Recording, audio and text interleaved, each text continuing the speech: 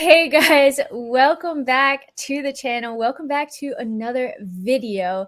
And I'm super excited because I'm joined by Man City fan Steven, who has the YouTube channel Esteemed Kompany. Definitely go check it out if you're not familiar with it. Steven, it's been super last minute, but thank you so much for joining me really quickly.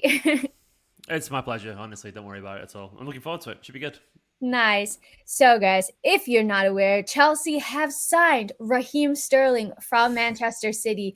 The fee is expected around £45 million, plus add-ons, so maybe up to 55 million. And yeah, pretty exciting times for me. But Stephen, how are you feeling as a Man City fan, knowing that Raheem Sterling is leaving?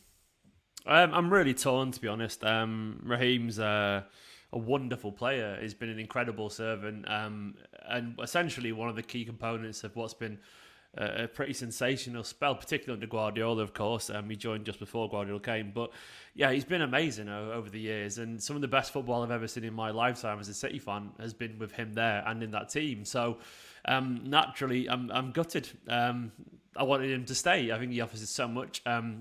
There's maybe been some debates about his form over the last couple of years, but he still remains an absolute quality player. And even what now appears to be his last kick in a Manchester City shirt, last game, he got an assist when we helped turn around the game against Aston Villa to win the league. So that showed his quality.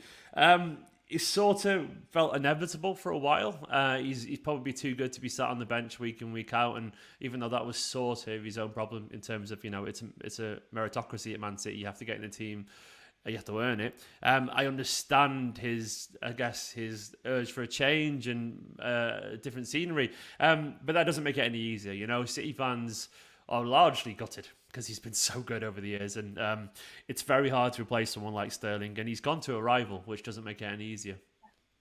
Yeah, no, I actually a bit surprised that City have sold Gabriel Jesus to Arsenal, now Raheem Sterling to Chelsea, and I think the crazy thing about City is that your team is just so incredibly strong that you have the bench that could be first team players or starters anywhere essentially. Uh, what would you say Raheem Sterling's main strengths are? What does he bring to the pitch? Raheem, it's that pace, and I think a lot of people presume he's all pace and no guile to his game, but you don't get as far as he does without an immense amount of football intelligence. So of course he's energetic, he's darting and all that kind of stuff, and that acceleration is absolutely deadly, and he's almost unstoppable over a few yards. But there's so much more to his game than that. You don't score that many goals that they did at Manchester City, and I think he's Manchester City's 11th all-time goal scorer. You don't score that many goals without being a phenomenally intelligent footballer, and that movement is what gets him all those tap-ins and all those finishes, and why he scored 30 goals a season twice in Manchester City. And people forget that that isn't easy to do, and everyone's like, oh, anyone can do it. If they do, why don't they? Like, Yeah. we've had quality wingers at Manchester City. Phil Foden won the Young Player of the Year playing left wing. Sane was great and did the same thing, and Morris just had his best goal scoring season. But none of them ever touched the stats that Raheem Sterling gets, and that's for a reason. That instinct and understanding of where to be in that movement. It sort of is kind of, you either got it or you don't. You can't really teach it, because otherwise there'd be loads of 30 goals a season wingers at the peak, and there just isn't in football. So that to me is what Chelsea will gain. They'll gain a knowledge how to win. Someone who absolutely isn't phased either by any occasion. And Sterling's been through an awful lot of shit over the years. Like, he's been through a ton of abuse from not just the press, but also from some fans and so on. And he's had to ride an awful lot of nonsense around him in his career, and that would affect. I mean, it ruins my day if someone says something nasty in a YouTube comment. I can't even imagine what it feels like.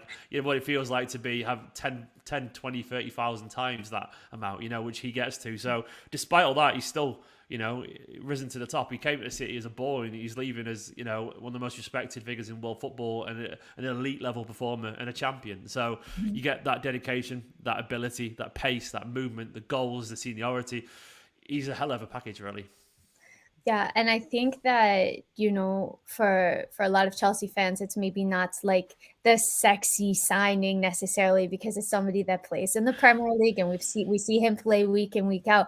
But I think for me personally, looking at Chelsea's attack and the team that Thomas Tuchel has and the way that Thomas Tuchel would like to play, Chelsea are missing goal scorers. No player in Chelsea's attack has been consistent that you can realistically say, okay, they're a guaranteed starter or they're going to definitely score. I think Mason Mount had the most goals. I think he had 11 goals and 11 assists this season. So one of the main kind of talking points that I've seen among Chelsea fans is they say, well, Raheem Sterling scores a lot of goals because City create a lot of chances and Chelsea don't create as many chances. What would you say to that? How do you think that that's going to impact his game, if at all? Um, I think those fans are naive and talking absolute nonsense. If I'm being honest, I mean Sterling is immediately Chelsea's best forward. He just is. I'm sorry. Like there is no forward that Chelsea have that has the proven history that he does. They just don't have that. As good as some of these players are, Lukaku was an absolute flop of the highest order. And that's not even me as a City fan saying it's just true. Like that's been the biggest pig's ear you'll ever see of a transfer. One of the worst transfers of all time. And Pulisic does not have that quality that Sterling's got. Ziyech is a good player, but it doesn't. And the fact that you top goal scorer is Mason Mount, a very good midfielder, but a midfielder only 11 goals for a team that wants to win the league and challenge at the very highest trophies. That's just not even close to good enough. And Sterling had, I'm going to look at his stats right now, but Sterling had a season that ended up leaving Manchester City because he didn't feel like he had enough football. But he still ended up on the season with 17 goals this season, in 13 in 30, which is a goal every other game in the Premier League, basically. And I can't remember how many assists he got, but I'm pretty certain it's probably at least 4 or 5. So you're looking at least 20 goal or assist contribution from a man who didn't really start for Manchester City very often this season. So that says it all. Like, create a lot of chances, yeah, we do, but so do Chelsea. Chelsea do create chances. They don't create as many chances as Manchester City, but you still create more chances than maybe 16, 15 other teams in the Premier League. And the fact that you don't finish them is entirely on Chelsea, really. People like Timo Werner, Ziyech, Pulisic, they just can't really hold a candle to Sterling's quality and proven quality over the years. And I'm not just saying as a City fan, I'm saying it because it's literally happened and literally been shown. So I think Chelsea have immediately improved their forward line. And in my opinion, he is a sexy signing. This is the guy once again. He hadn't found his best form, but 2 years ago, he scored 31 goals in 52 games. The year before that, 25 in 51, 23 in 46 the year before that. That is a phenomenal rate of goal scoring, for a guy who at one point, statistically, once again, 2 years ago, was genuinely producing goals and assists at the level of around Messi and Ronaldo at one point. So, that is a phenomenal. He had 50 goals and assists in one calendar year at one point. So, look, I think people, his form dips a little bit, but Sterling improves any squad in world football.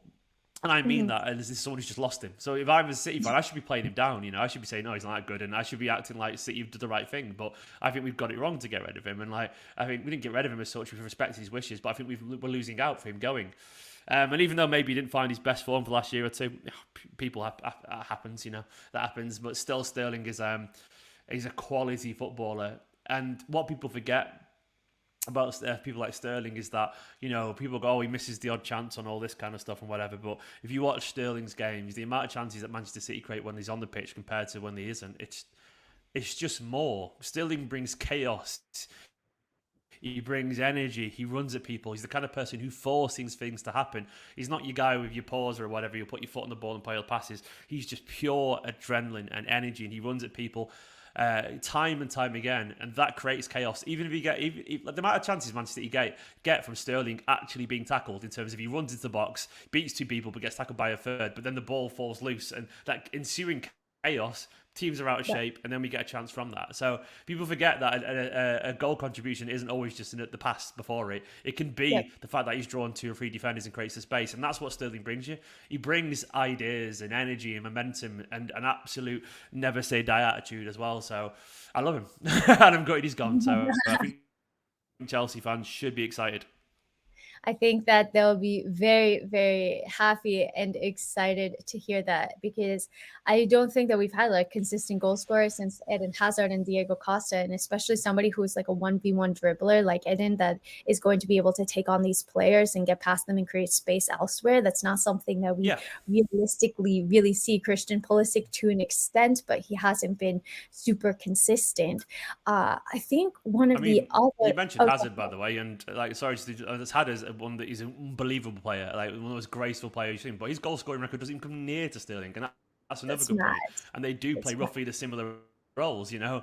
Like Hazard, great player, but he was never, I think the most he's ever scored in a season is about 20, you know, and like that doesn't touch Raheem in that way. So as much as I'm not comparing him as a player, I'm saying you've got to bear in mind, even you're talking about Hazard, but Sterling's numbers, they are miles better, and that can't just be a coincidence. You know, eventually it has to come to that maybe this guy's also a very good player too. But sorry to interrupt. I just wanted to point that No, no, out because no. I think it's Perfect. relevant. Feel free to interrupt at any point. That's absolutely perfect. What I was going to say is that one of the things that I think that is super important, and that's like a big plus for me as well, is the fact that Raheem Sterling is an experienced player. But not only is he Yeah, experienced, he's experienced in winning the Premier League, which is something that the majority of this Chelsea team just cannot say. I think we have Aspilicueta, Conte, and Marcus Alonso. I think they're the only three players that have won the Premier League with Chelsea, the last time being 5 years ago already. So, how much do you think that that's going to impact the squad? yeah, absolutely. Of course, it makes a difference. I mean, if you know how to win, it becomes easier, and that's the thing. And Chelsea, for all the benefits of having such a young squad, which you've got, and obviously loads of common players and all that kind of stuff, and academy players coming through, um, you do need senior players. You do need someone to look up to. You do need someone to just normalises high pressure scenarios. And Sterling's been there, done that. You know, this guy's won an absolute ton of Premier Leagues now. So he's absolutely got a seniority. He's only he's 27 or something like that. I can't remember his Yeah, exact I think age, it's but 27. Yep. yeah, I mean, it's one of those things where someone could be 27 but be in football terms, man. Like he has been around literally for over a decade already in the Premier League. You know, so he's done 10. I think it was his 10th season last year in the Premier League. So this is a very experienced footballer who has been, you know, like we look at his honours. He's the golden boy at Liverpool. I'm Mm-hmm. looking. He's won the four Premier League titles at Man City. You know, he's won it all domestically. Of course, he's not quite got the Champions League, unfortunately, and you guys know about that. But other than that, though, in the Premier League and domestically, he's done it all. So that absolutely will make a difference. And he will come into that dressing room as a senior player. And sometimes you need a player who comes into the dressing room that others look at and go, oh, he's all right. You know, he's pretty good. He knows what he's doing because you got to consider that as well. He's coming from being coached from the most prolific serial winner in world football. Like, you know, he's going to bring a bit of that Guardiola mentality with him as well because he's been around him for several years now. And I'm not saying he's going to change the dressing room or anything like that, but, you know, Sterling comes from a place that demands ridiculous levels of consistency and ridiculous levels of focus over a 38-game season because that's what Guardiola demands. So he's going to normalise that, I'm sure. And once again, he's a leader for everything he's been through as well. So, yeah. Yeah, I think that that's super important. One of the other things that I'm not sure like how closely you follow Chelsea, but one of the things that Chelsea really struggle to do is break down these low block sides in the Premier League that they just Yeah. sit deep and we just don't have ideas for how to break them down. How do you think that the signing of Sterling and him playing against these low block sides, how do you think that that's going to change, if anything? Do you think that he's going to be able to make like an instant impact for Chelsea in that regard?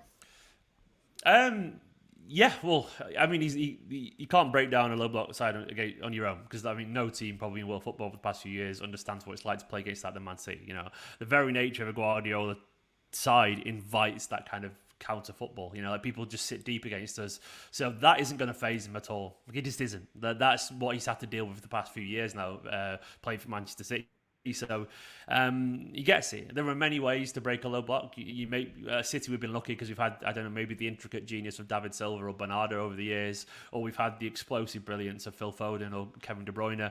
But other than at the same time, we've had the chaos that Raheem Sterling causes, and that is one way, like Sterling is the kind of person, because of his footwork, and once again because he's so willing to try things that others aren't. Some footballers are so risk averse that they play the simple pass. Where Mhm. Sterling's not asked about getting dispossessed, he's not asked about losing the ball, but he's the kind of person that will stand up a defender on the corner of the area and he'll just run straight at them. And sometimes he may run into them, but the other times the amount of penalties that he doesn't get, by the way, is ridiculous. Like he should get so many more penalties than he does, but he will run into 2 or 3 people and nudge his way through them, and then and he's not bothered about little tight spaces like that, and that's what he's really good at because that's what he's always done. So that's the experience you get from playing in a Manchester City side, because City, once again, have to go through that more than any team in world football because we play such a possession-heavy style. So I do know that's been Chelsea's problem. And I also do know that that Sterling has proven time and time again that he's totally adept with dealing with. So he will create space with his running and his movement, which is so intelligent as well. Because he's the kind of person who will see it. You watch compilations of Sterling, and the defenders will be really, really, really compact, but he'll quickly play a 1-2 with someone, De Bruyne, Foden, whatever, and he'll be gone before you know it. And because of that pace, it doesn't matter how good you are defensively. If someone's faster than you, you can't get there before them sometimes. And like, there's only so much you can do as a defending team, which is why Manchester City ultimately beat these sides, because the players are too intelligent, too quick, and the movement is too good. Now, obviously, he can't do it on his own, but he does know how to do this. He will just dart into those spaces, and then even if he doesn't get through, the loose ball will fall to someone else or whatever. So yeah, he'll make a difference in that one because that's what he's been taught to for years now. Yeah, and I think one of the things that will hopefully help the other players of the team to kind of get used to this and get on the same page is the fact that Chelsea did want to try to wrap up this deal quite quickly. In my opinion, I know that a lot of Chelsea fans have been saying, "Oh, we haven't signed any players, we haven't signed anybody," but I Football did in it. read. Yeah, like there's still like 2 months of the transfer window, but Yeah.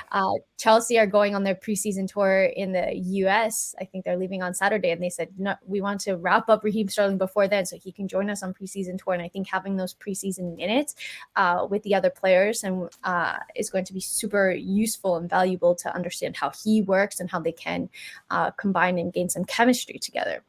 We've talked a lot about Raheem Sterling and all of his strengths and what's good, but I do want to bring like a very full view. So, is there anything, Stephen, that you would say Chelsea fans should be wary of, or any weaknesses that he has? Yeah, and I think they're well documented. He isn't an aesthetically pleasing player sometimes, and I think people probably often mistake that for a lack of ability, which is sort of nonsense. He can look a bit clumsy on the ball, and his control sometimes can let him down and all that kind of stuff. But it's one of those things where you have to, with people like Sterling, you have to realise what they are good at, and that it more than outweighs the negatives. He can occasionally step on the ball, or maybe take a touch too many when he's through and goal and things like that. And his finishing sometimes can be head in hands level frustration. But the one thing about Raheem Sterling is that it doesn't really get to him. He just keeps going and going and going. So it's almost like you got to accept a little bit of the rough with the smooth. But he wouldn't be the most played player at Manchester City under Guardiola if he didn't have that quality. And he was. No one played more for Guardiola than Sterling did. So as an outfield player, that is. But so yeah, occasionally it can frustrate in front of goal. But then he pretty much doesn't really underperform his XG or anything like that. He pretty much he creates such a high volume of chances himself through his movement, and through his general presence on the pitch that it ultimately outweighs it. And there can be the odd frustrating moment like that. He is worth it, absolutely worth it. And I think City in particular, we're going to miss that. That's something a little bit different. I guess he's what Chelsea fans want Hudson-Odoi to be, but much better. And I mean that as someone who really rated him years ago and even watched him destroy City's under-18s in the FA Youth Cup final once. But he never developed anywhere near to the level that Sterling should be, and he's going to be that really. But other than that, really, I mean, yeah, he can be frustrating in front of goal occasionally, but then his numbers are so consistently good that it shows you that ultimately it doesn't matter. He creates such a high volume of chances through his own movement, through his own work rate, and through his own intelligence that these are the chances that sometimes other people wouldn't even get because they don't know where to be at the same time. So it's one of those things where like, oh, he's missed that chance, but then I'm thinking, well, no one else would have been there. Like for example, the amount of chances he missed where Morris isn't going to be there because Morris isn't breaking his neck to get to the back post for a tapping because he isn't. And I'm pretty certain Ziyech isn't doing that. I'm pretty certain Pulisic isn't doing that. Because they just don't have that nuance to their game. So he puts himself in so many good situations for his own ability that when he does miss them, it makes him look poorer than he is, but it's because he got there in the first place. So I guess if you accept that he will miss some chances, which Chelsea fans are used to anyway with Werner and so on, you're going to get, though, someone who's he will bring so much. But I would probably say that, really. He needs a striker, by the way.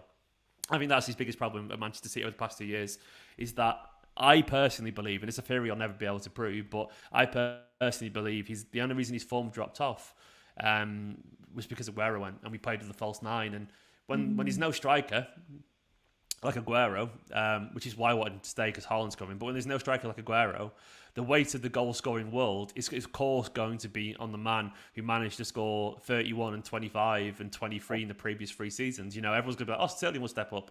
But weirdly, he didn't step up. And I think it's probably because he probably knew that it was all on him, And as a midfielder and as a winger, when the weight of the goal-scoring burden is suddenly on your shoulders, those chances that you normally take, they become harder to take because you overthink them, and you expect it to be the one to score goals. And must score, yeah.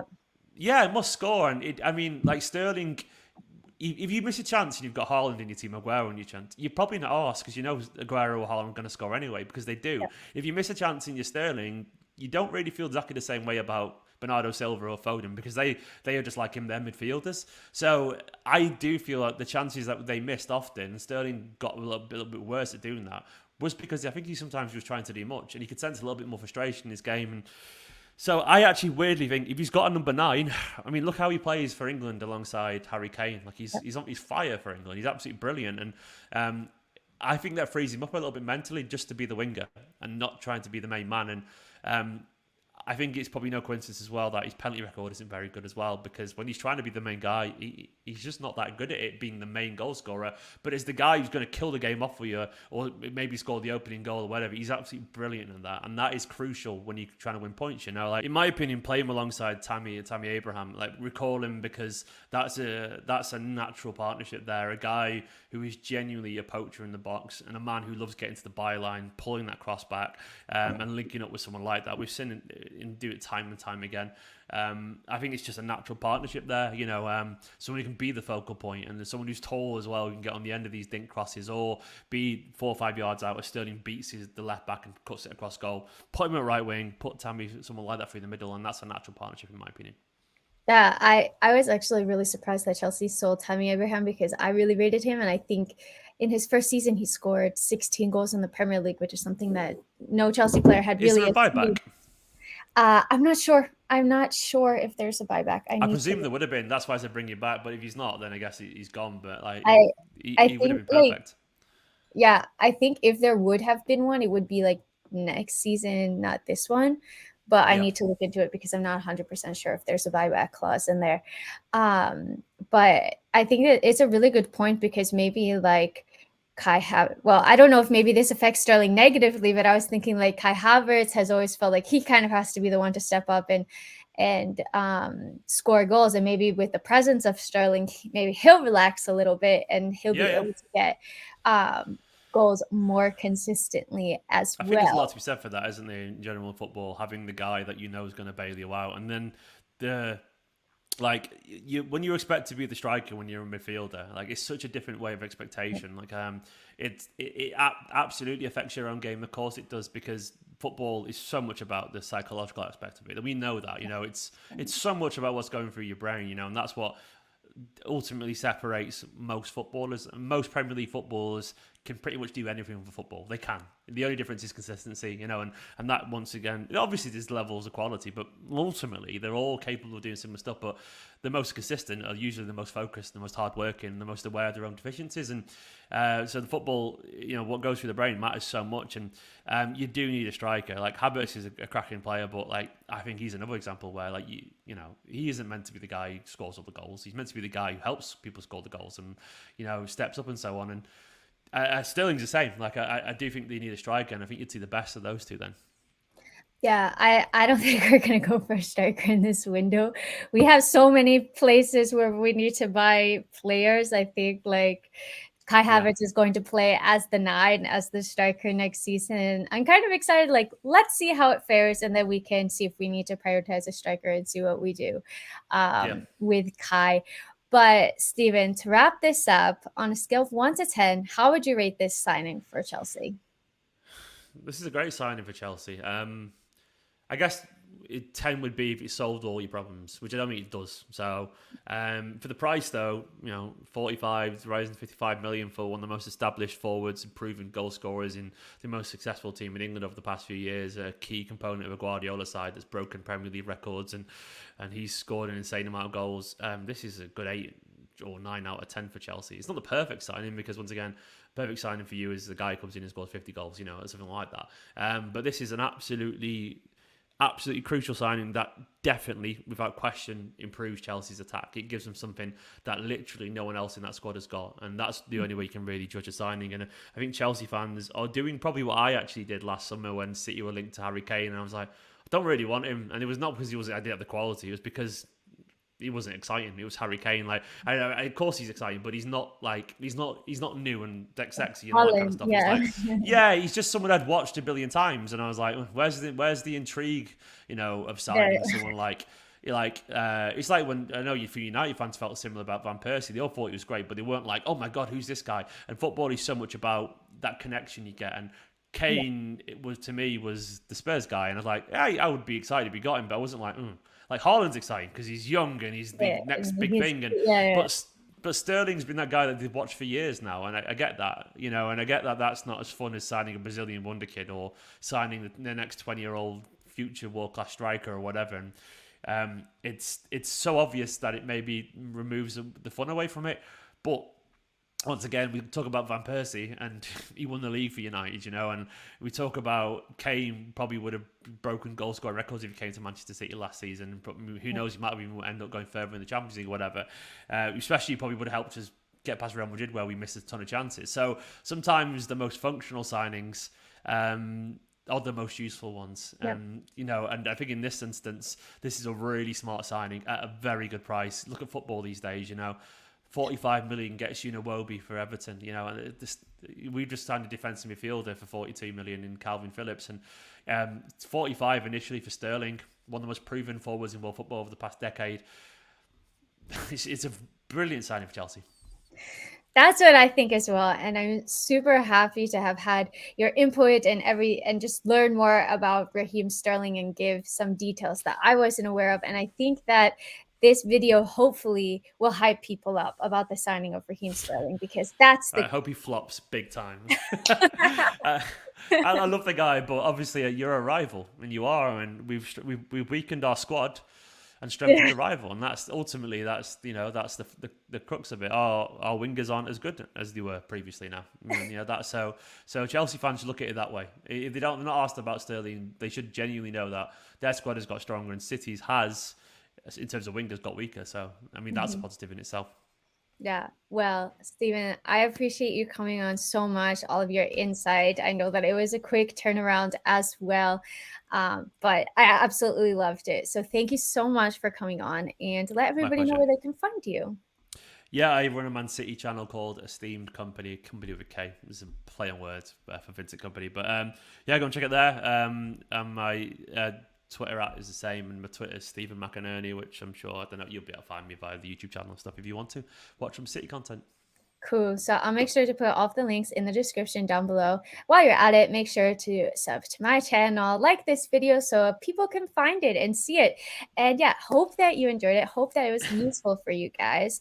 And have a great rest of your day, evening, whatever time you're watching this. And until next time, I'm out. Bye.